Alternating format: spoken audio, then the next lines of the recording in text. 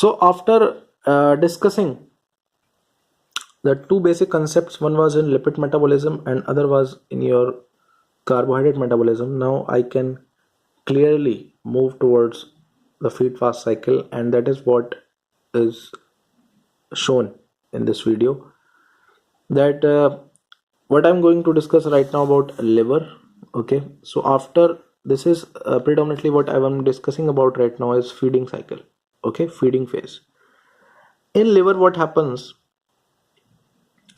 when you eat your food? Okay, when you eat your food, it will be absorbed, and most of it, okay, except the long chain fatty acids which are transported via lymphatics, most of it will be entered in your portal vein. And portal vein, this PV is portal vein will carry it to the liver. Okay, what portal vein carries to the liver is either is one is nutrients and second is insulin, because once you eat the food, okay, your insulin gets started to get secreted. Not even when your food enters the circulation, it starts even when you eat it. Okay, because incretins are going to act. Due to the function of incretins, your insulin secreted, okay, with your when you eat the nutrients. So what I need to tell you that nutrients and insulin, they reach via portal vein to the liver, and insulin plays its role. Okay, insulin plays its role. How? Insulin will cause, by dephosphorylation, what? By dephosphorylation, activation of all enzymes. Exceptions are of those three enzymes. I'm continue repeating because that is a concept that is going to play the role. It will cause, by dephosphorylation, activation of, these are the activation of enzymes: glycogen synthase, phosphofructokinase 2, pyruvate kinase, PDH. This will cause the activation of all the enzymes at dephosphorylate, except those three enzymes will be inactive. So once you know that those enzymes for glycogen phosphorylase kinase, okay, so it inhibits the insulin, inhibits your glycogenolysis. Obviously, glycogenolysis will not occur in case of your feeding state, because you have enough glucose, you have enough energy. Okay, why do you want to release glucose into the circulation? Okay, so that is why the insulin will cause what? Inhibition of glycogenolysis. It inactivates the two enzymes, important enzymes of glycogenolysis. Similarly, second enzyme, hormone sensitive lipase, which will cause lipolysis in adipose tissue, it will also be inactivated. It will not. That's why insulin inhibits the lipolysis. Anyways, nutrients. Now we are predominantly talking about glucose. So you see glucose. Glucose enters the liver or hepatocyte membrane. This is the hepatocyte membrane I have drawn, and this transporter is GLUT2 transporter. This is insulin independent mechanism. GLUT2 is insulin independent. Even if insulin is not there, glucose is going to act or is going to enter the hepatocyte, because this GLUT2 through which it enters hepatocyte is insulin independent. Okay, and glucose enters, and glucose, after getting metabolized into glucose 6 phosphate by glucokinase, this glucokinase is actually insulin dependent. Now insulin induces the glucose kinase. Okay, insulin induces the glucokinase. Insulin has a role to play. Okay, insulin has a role to play. It activates this, and that too by dephosphorylation as well. Okay, so glucose will form glucose 6 phosphate. Now this glucose 6 phosphate can take parts in three different processes. Glucose 6 phosphate can enter pentose phosphate pathway, the HMP shunt pathway, through which it produces NADPH. Okay, now glucose 6 phosphate will continue forming the fructose 6 phosphate, the pathway of glycolysis, or glucose 6 phosphate from here will enter the glycogenesis pathway. Because you are in feeding state, you want to conserve your energy in the form of glycogen reserves and active glycogen phosphate synthase. Now you may ask a question, that would be stupid questions, because you may ask a question that why these processes are active. Simple answer is this, Because these processes are active because the enzymes that are responsible for undergoing these processes are made active by the dephosphorylation by insulin. What processes are active are governed by only two things, which I told initially in this whole of feed fast cycle.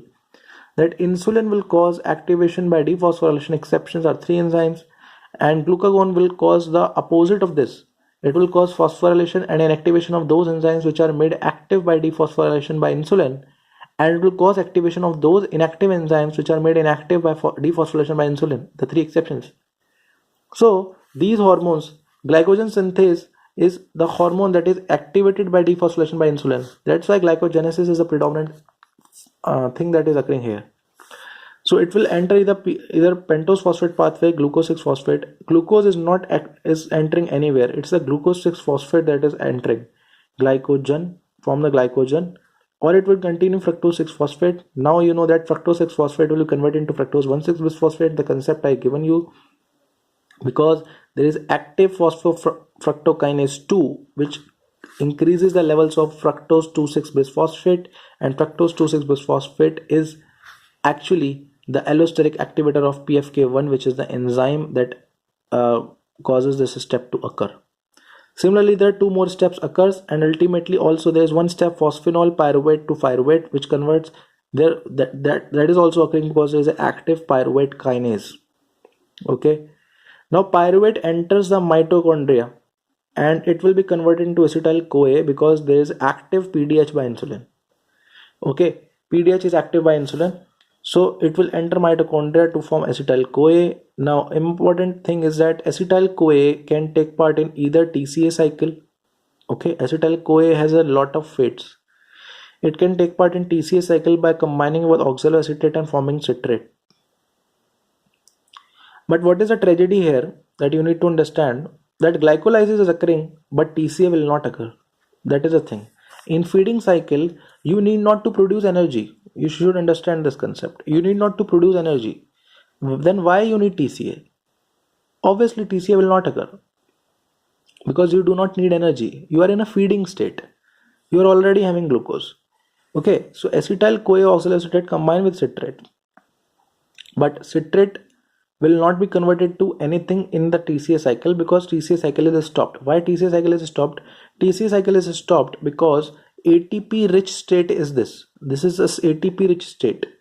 Okay, this is a ATP rich state. You are not deficient. ATP is an energy rich signal which will cause what? Which will cause inhibition of TCA cycle by causing inhibition of isocitrate dehydrogenase. Will cause inhibition of isocitrate dehydrogenase because it is a ATP rich signal. So TCA cannot occur. Now this citrate will exit exit into cytoplasm, and it will be converted again by citrate ATP lyase enzyme to acetyl CoA and OA. So it splits up. Here you need ATP also, which is not shown. What is important that TCA cannot occur in mitochondria. That's why acetyl CoA is split up. Again acetyl CoA enters. जहाँ से मतलब acetyl CoA जो है तुम्हारा कहाँ गया? Cytoplasm में आ गया.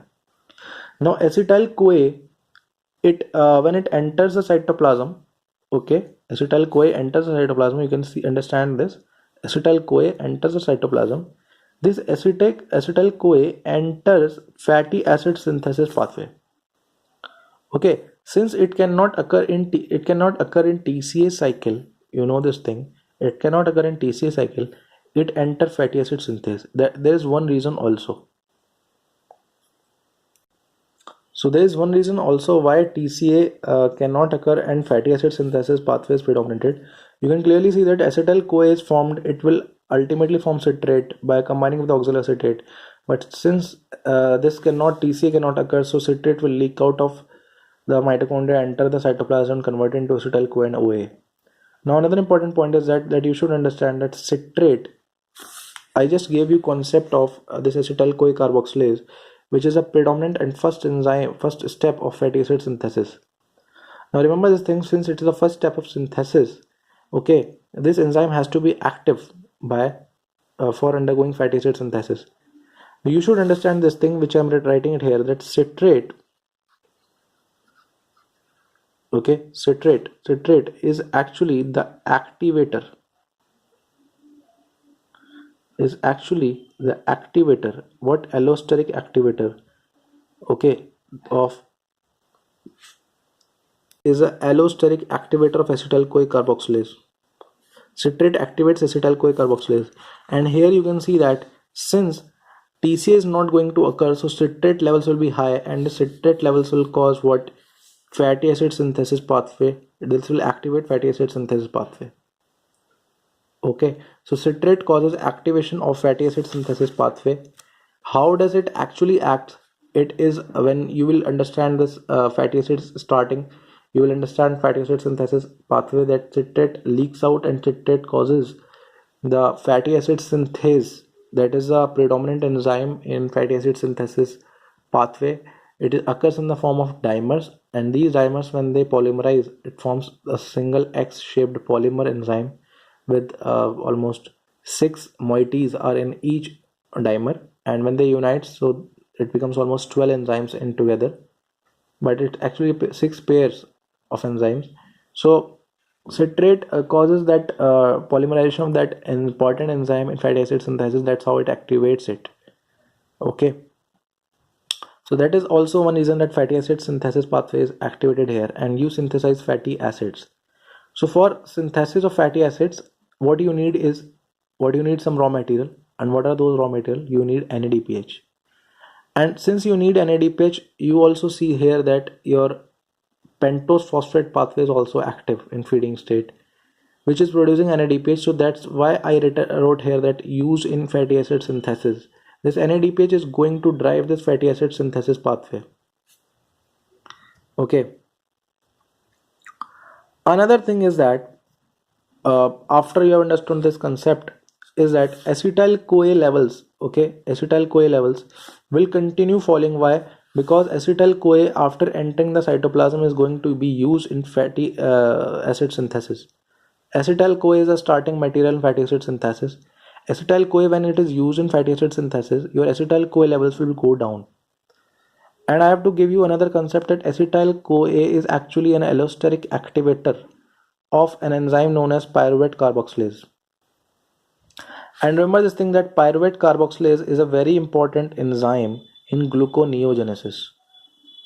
Okay, and there was an enzyme known as pyruvate dehydrogenase, which converts pyruvate to acetyl CoA. So acetyl CoA levels, if they continue increasing, it will inhibit PDH. Okay, it will inhibit PDH, so that pyruvate doesn't form any more acetyl CoA, which is known as feedback inhibition. And same way, acetyl CoA also increases the activity of pyruvate carboxylase if it is more, so that it is used in the formation of glucose by gluconeogenesis. But since here acetyl CoA is less, why acetyl CoA is less? Because acetyl CoA is continuously being used up in the fatty acid synthesis. So this acetyl CoA levels goes down, and it causes the inactivation of pyruvate carboxylase, and gluconeogenesis process also stops. So in that way,